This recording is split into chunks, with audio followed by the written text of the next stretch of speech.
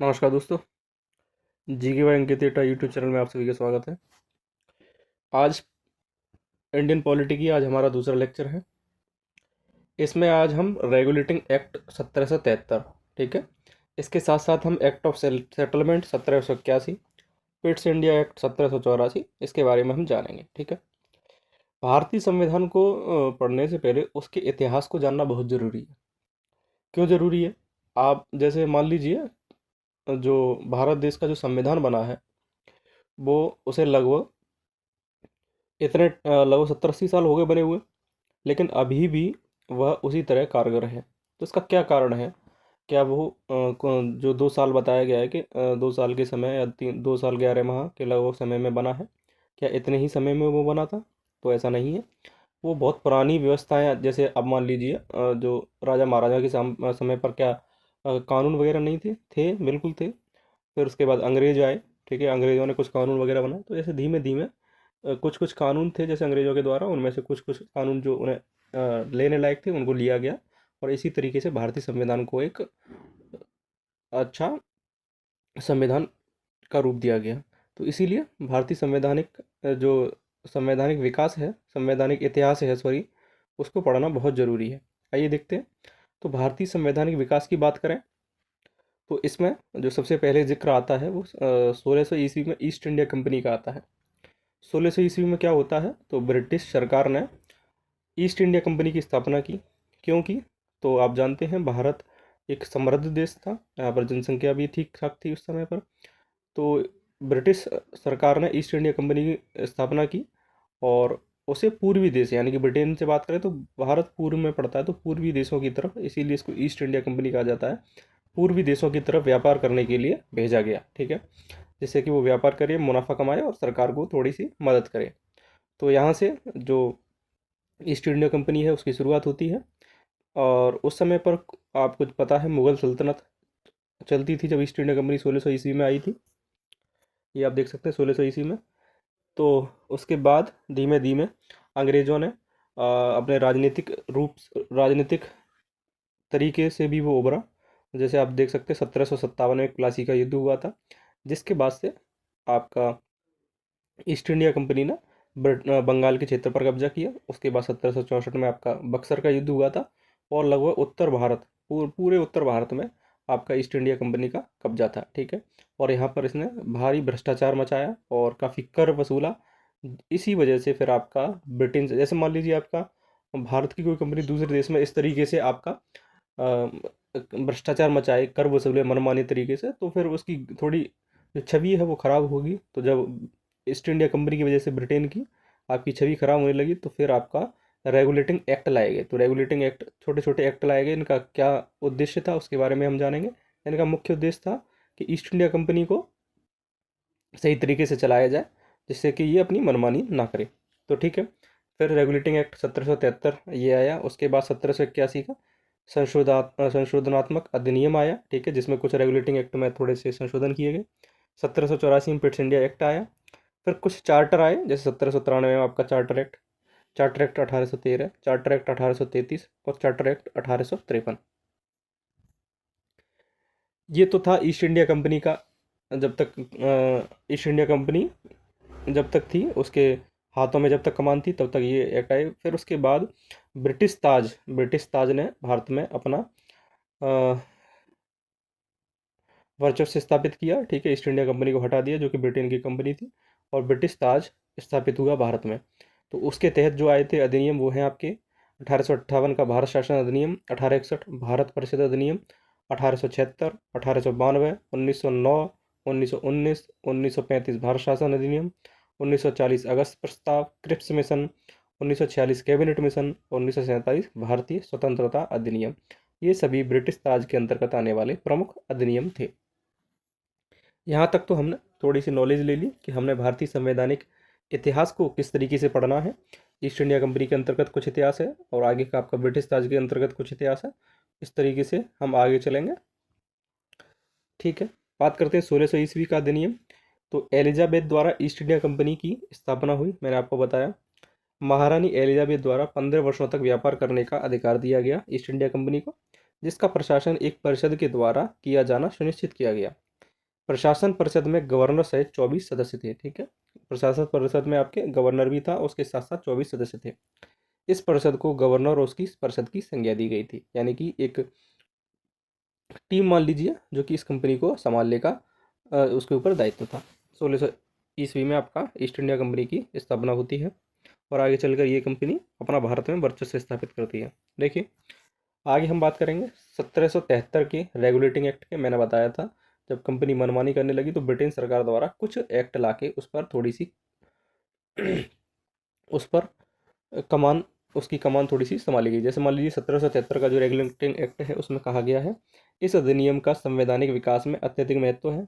यह अधिनियम भारत में कंपनी के कार्यों को नियमित और नियंत्रित करने की दिशा में ब्रिटिश सरकार द्वारा उठाया गया पहला कदम था। मैंने आपको बताया था जब ईस्ट इंडिया कंपनी मनमानी करने लगी तो ब्रिटेन सरकार ने ये कदम उठाया और उस पर कुछ नियम और कानून बनाए कि आप ज़्यादा मनमानी नहीं करेंगे। तो ये ब्रिटिश सरकार द्वारा उठाया गया पहला कदम था जो भारत में कंपनी के शासन पर संसदीय नियंत्रण स्थापित करता है। ठीक है, अब इसके उद्देश्य क्या थे रेगुलेटिंग एक्ट के? तो पहला उद्देश्य था इसका कंपनी द्वारा किए जा रहे भ्रष्टाचार व निरंकुशता पर नियंत्रण करने के लिए। मैंने आपको बताया जो कंपनी द्वारा भ्रष्टाचार किया जा रहा था और उस पर अंकुश लगाने के लिए ये 1773 का रेगुलेटिंग एक्ट आपका लाया गया।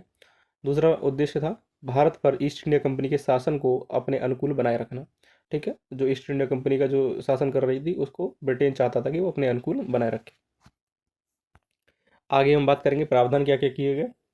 ठीक है, तो इसमें प्रावधान किए गए आपके बंगाल के गवर्नर को बंगाल का गवर्नर जनरल बना दिया गया। ठीक है, तो बंगाल के आखिरी गवर्नर थे आपके कौन? वॉरेन हेस्टिंग, और यही बंगाल के पहले गवर्नर जनरल बने। ठीक है, इनको नाम दिया गया गवर्नर जनरल को, बंगाल के गवर्नर को बंगाल का ही गवर्नर जनरल बना दिया गया। अभी तक बंगाल की बात चल रही है सिर्फ, भारत का गवर्नर जनरल या गवर्नर जो है तो वो आगे चलकर हम देखेंगे।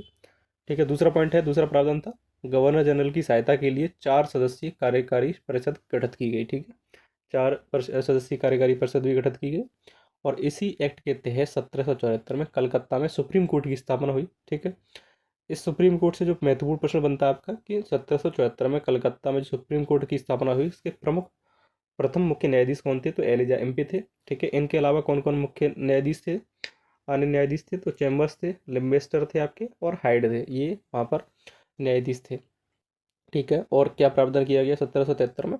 तो रिश्वत लेने, उपहार लेने और निजी व्यापार आदि पर प्रतिबंध और कर्मचारियों को बिना लाइसेंस के व्यापार पर प्रतिबंध किया गया। ठीक है, ये आपके कुछ कुछ प्रावधान किए गए मुख्य मुख्य जो कि आपके 1773 के एक्ट के तहत किए गए। आगे हम बात करेंगे, एक इम्पॉर्टेंट नोट है याद करने के लिए। जब 1773 का एक्ट आया था तो बहुत बार प्रश्न पूछ लेता है कि 1773 के एक्ट के समय ब्रिटेन के राजा कौन थे? तो आपके ब्रिटेन के राजा थे राजा जॉर्ज तृतीय, जो कि 1760 से 1820 के बीच रहे। तो दूसरा प्रश्न बनता है कि उस समय प्रधानमंत्री कौन थे ब्रिटेन के? तो लॉर्ड नॉर्थ थे, ये हैं लॉर्ड नॉर्थ और ये हैं राजा जॉर्ज तृतीय। ठीक है, आगे हम बात करेंगे एक्ट ऑफ सेटलमेंट 1781। इसका मुख्य उद्देश्य क्या था? तो 1773 का जो एक्ट आया था उसमें कुछ कमियां रह गई थी, तो उन कमियों को दूर करने के लिए आपका एक्ट ऑफ सेटलमेंट यानी कि 1781 लाया गया। ठीक है, मुख्य उद्देश्य इसका यही था। कलकत्ता की सरकार को बंगाल, बिहार और उड़ीसा के लिए विधि बना अधिकार दिया गया, अर्थात अधिकार क्षेत्र में वृद्धि कर दी गई। ठीक है, ये आपका दूसरा उद्देश्य था किसका? एक्ट ऑफ सेटलमेंट 1781 का। इसमें प्रावधान क्या क्या किए गए? ठीक है, 1781 गवर्नर जनरल काउंसिल को सर्वोच्च न्यायालय की अधिकारिता से मुक्त कर दिया गया। ठीक है, जो 1781 में गवर्नर जनरल काउंसिल थी उसको सर्वोच्च न्यायालय की अधिकारिता से मुक्त कर दिया गया, यानी कि इसको अलग कर दिया गया। दूसरा है प्रावधान, सर्वोच्च न्यायालय की राजस्व अधिकारिता को समाप्त कर दिया गया। जो सर्वोच्च न्यायालय की जो राजस्व अधिकारिता थी, राजस्व से संबंधित जो अधिकारिता थी उसको भी समाप्त कर दिया गया। ठीक है, यानी कि सर्वोच्च न्यायालय से आपके थोड़े से यानी कि सर्वोच्च न्यायालय से आपके जो कुछ अधिकार थे उनको थोड़ा सा हटा दिया गया। आगे हम बात करेंगे पिट्स इंडिया एक्ट 1784 की। ठीक है, इस एक्ट के तहत क्या क्या निर्णय लिए गए और ये एक्ट इतना महत्वपूर्ण क्यों है उसके बारे में हम जानेंगे। तो ब्रिटेन के प्रधानमंत्री थे विलियम पिट। कौन थे? विलियम पिट। इन्हीं के नाम पर आपका इस एक्ट का नाम पड़ा था पिट्स इंडिया एक्ट 1784। तो बहुत महत्वपूर्ण प्रश्न बनता है कि किन पिट्स कौन थे? तो ब्रिटेन के प्रधानमंत्री थे, इन्हीं के नाम पर इस एक्ट का नाम पड़ा। तो इसमें प्रावधान क्या क्या रखे गए? तो भारत में ब्रिटिश अधिकार क्षेत्र कंपनी के राजनीतिक व व्यापारिक क्रियाकलापों को अलग अलग कर दिया गया। ठीक है, पहले क्या था, जो कंपनी ब्रिटिश अधिकार क्षेत्र जो कंपनी के राजनीतिक और व्यापारिक जो मामले थे उनको पहले वो एक ही तरीके से सुलझाए जाते थे, लेकिन इसके तहत क्या किया गया, इन दोनों को अलग अलग कर दिया गया, यानी कि अलग अलग दो टीमों का गठन किया गया। ठीक है, दो बोर्ड बनाए गए जो इन मामलों को अलग अलग देखेंगे। तो यहाँ से आपका 1784 के तहत आपके द्वैध शासन का प्रारंभ होता है। द्वैध शासन क्या होता है आपका, यानी कि दो तरीके से आपका दो रूपों में आपको शासन को थोड़ा सा बांट दिया जाता है। जैसे मान लीजिए किस तरीके से बांटा जाता है, तो कोर्ट यानी कि बोर्ड ऑफ डायरेक्टर्स का जो थे वो आपका व्यापारिक मामले देखते थे, और इसमें सदस्यों की संख्या कितनी थी, तो आपकी 24 थी। दूसरा आपका बोर्ड ऑफ कंट्रोल, ये क्या करते थे, तो ये आपके राजनीतिक मामले देखते थे। इनमें सदस्यों की संख्या कितनी थी, तो इनमें सदस्यों की जो संख्या थी वो 6 थी। ठीक है, तो आपका इस तरीके से द्वैध शासन का प्रारंभ कब हुआ, तो 1784 पिट्स इंडिया एक्ट के तहत हुआ। ठीक है, ये आपका मुख्य पॉइंट है इससे संबंधित। आगे हम बात करेंगे तो इन टॉपिक से, यानी कि 1773, यानी रेगुलेटिंग एक्ट 1773, और आपका दूसरा था आपका एक्ट ऑफ सेटलमेंट 1781, जो कि 1773 के एक्ट को ही उसमें थोड़े से परिवर्तन, यानी कि जो कमियां रह गई थी उनको दूर करने के लिए लाया गया। फिर आपका अगला था 1784 का पिट्स इंडिया एक्ट। ठीक है, ये 3 एक्ट लाए गए। इनसे संबंधित बहुत ज़्यादा क्या इंपॉर्टेंट जो प्रश्न बनते हैं उनको हम देखेंगे। पहला प्रश्न है, रेगुलेटिंग एक्ट कब पारित किया गया, तो मैंने आपको बताया था रेगुलेटिंग एक्ट कब पारित किया गया, तो 1773 में रेगुलेटिंग एक्ट पारित किया गया। इसी एक्ट के तहत आपका 1774 में कलकत्ता में सुप्रीम कोर्ट की भी स्थापना की गई। इस पॉइंट को भी याद रखेंगे। सुप्रीम कोर्ट के मुख्य न्यायाधीश कौन थे पहले, तो एलिजा एम्पे यहाँ के मुख्य न्यायाधीश थे। दूसरा प्रश्न है, बंगाल का पहला गवर्नर जनरल कौन था, तो बंगाल का पहला गवर्नर जनरल कौन था, मैंने आपको बताया, तो कौन था, आपका वॉरेन हेस्टिंग बंगाल का पहला गवर्नर जनरल था। ठीक है, आगे हम अगले प्रश्न की ओर बढ़ते हैं। तो अगला प्रश्न है, कोलकाता की सुप्रीम कोर्ट की पहली बार स्थापना कब की गई, तो मैंने आपको बताया था कि कोलकाता में सुप्रीम कोर्ट की स्थापना की गई थी वो 1774 में की गई थी, 1773 वाले रेगुलेटिंग एक्ट के तहत। इसमें जो मुख्य न्यायाधीश थी वो कौन, पहले मुख्य न्यायाधीश कौन थे प्रथम, तो एलिजा बेक्स के मुख्य न्यायाधीश थे। अगला प्रश्न है, 1773 रेगुलेटिंग एक्ट के समय ब्रिटेन के राजा कौन थे, तो मैंने आपको बताया था कौन थे, तो आपके जॉर्ज तृतीय ब्रिटेन के राजा थे 1773 रेगुलेटिंग एक्ट के समय। अगला प्रश्न बनता है, कलकत्ता सुप्रीम कोर्ट के पहले मुख्य न्यायाधीश कौन थे, तो कलकत्ता सुप्रीम कोर्ट के पहले न्यायाधीश मैंने आपको बताया, तो कौन थे, तो चीफ जस्टिस एलिजा एम्पे। इस कलकत्ता में जो सुप्रीम कोर्ट की स्थापना हुई थी उसके मुख्य न्यायाधीश थे। बहुत ही इंपॉर्टेंट प्रश्न है ये, बार बार एग्जाम में आपका पूछा जा चुका है। तो यहाँ पर हमारा regulating act 1773, act of settlement 1781, और आपका पिट्स इंडिया एक्ट 1784 से संबंधित जितने भी आपके महत्वपूर्ण टॉप पॉइंट बनते हैं, महत्वपूर्ण प्रश्न बनते हैं, वो आपके समाप्त होते हैं। इससे आगे हम आपका 1793 का चार्टर एक्ट, 1813 का चार्टर एक्ट, 1833 का चार्टर एक्ट, 1853 का चार्टर एक्ट एक क्लास में हम इसको पढ़ेंगे। उसके बाद से ब्रिटिश ताज लग जाएगा आपका। ठीक है, और उसके सारे एक्ट हम एक क्लास में आपके देखेंगे। ठीक है, आपका 3-4 क्लास में आपका भारत का जो संवैधानिक इतिहास है वो वही चलेगा। उसके बाद धीमे धीमे ये आपकी क्लास चलती रहेगी। आपकी ज्योग्राफी क्लास तो लगभग समाप्त हो चुकी है, 19 क्लास हो चुकी है उसमें। बहुत अच्छा प्यार दिया आपने, इसको भी उसी तरीके का प्यार दिखाइएगा। चलिए, और चैनल को सब्सक्राइब कर लीजिएगा, जी के भाई अंकित एटा को। चलिए, फिर मिलते हैं अगली क्लास में। धन्यवाद।